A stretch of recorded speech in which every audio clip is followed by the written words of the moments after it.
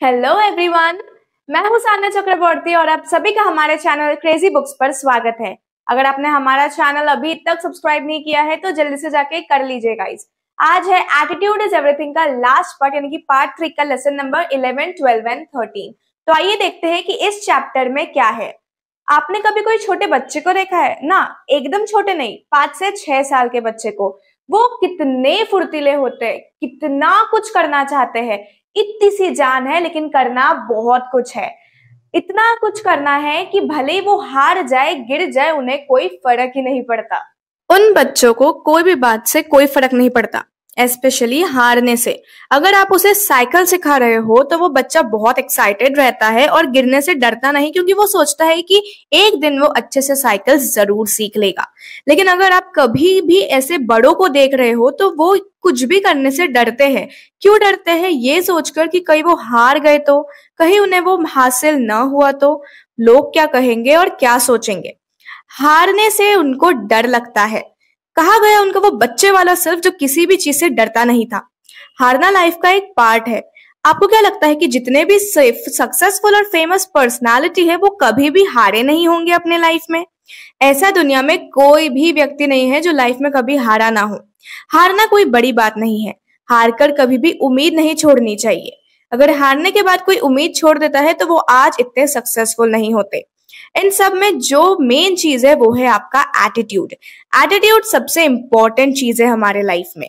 हमारा एटीट्यूड ही हमें हमारे सक्सेस और फेलियर के करीब लाता है। ये बात तो हमेशा याद रखिए कि सफलता कभी भी आपको एक रात में नहीं मिलेगी। इसके लिए आपको मेहनत पे मेहनत करना ही होगा, चाहे आप उसके लिए राजी हो या ना हो। अगर आपको सफलता चाहिए तो आपको हारने से डरना नहीं है। कभी भी आपको ये नहीं सोचना है कि मैं तो सिर्फ हार ही रही हूँ या मेरे ये बस का ही नहीं। कभी भी गिव अप ना करें। I repeat, never ever give up.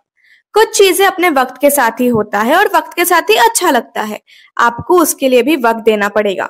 आप ये नहीं बोल सकते कि अब मैं कब तक करूं, अब तो मुझसे कुछ हो ही नहीं रहा। ऐसा सोचोगे तो आप सफल कभी भी नहीं हो पाओगे। अगर आपने पूरी मेहनत करने के बाद भी आपको सक्सेस नहीं मिल रहा है तो आप गिव अप ना करो, पर खुद से ये सवाल पूछो कि क्या मैं सही में अपने गोल से कमिटेड हूँ? क्या मेरे टाइम टेबल्स अनरियलिस्टिक है? क्या मैं सही और नहीं जा रही हूँ? ऐसे क्या सवाल करो कि जिससे मैं सक्सेस पाऊं। इसका जवाब भी आपको खुद ही ढूंढना होगा। ये बात हमेशा याद रखिए कि अगर आप हारोगे नहीं तो आगे जाके कभी जीतोगे भी नहीं। इसलिए हार के बाद जीत तो होना ही है। अगर आपको जल्दी सक्सेस हासिल करना है तो क्या करना चाहिए? आप ही बताइए। चलिए मैं ही बताती हूँ। आपको ना अपना नेटवर्क बढ़ाना चाहिए। आपको लोगों से जाके मिलना चाहिए। कोई नई नई ऑर्गेनाइजेशन, सोशल वर्क ऐसे में जुड़ना चाहिए। अगर आप ऐसे लोगों के साथ रहोगे तो आपका सक्सेस रेट बहुत ही हाई होगा। इससे बहुत फायदे हैं बिजनेस में भी। तो देखते हैं कि बिजनेस में कैसे फायदे हैं। ये है कि generates new clients, increases employment opportunities, helps in finding the right people to fill critical positions, provides valuable information and resources, assists in solving problems. Personal फायदे की बात करें तो like enhance your social relationships by introducing you to new friends, help you to become acquainted with people of varying ethnic, cultural and philosophical backgrounds, provide valuable information and resources, contribute to your spiritual growth.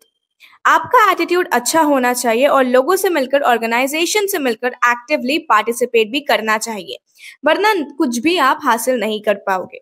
पहले भी कह चुकी हूँ कि सिर्फ attitude से कुछ नहीं होता। आपको एटीट्यूड के साथ ही साथ एक्शन भी लेना होगा। सिर्फ पॉजिटिव एटीट्यूड रख दिया और कुछ भी ना करे तो ऐसा नहीं चलेगा।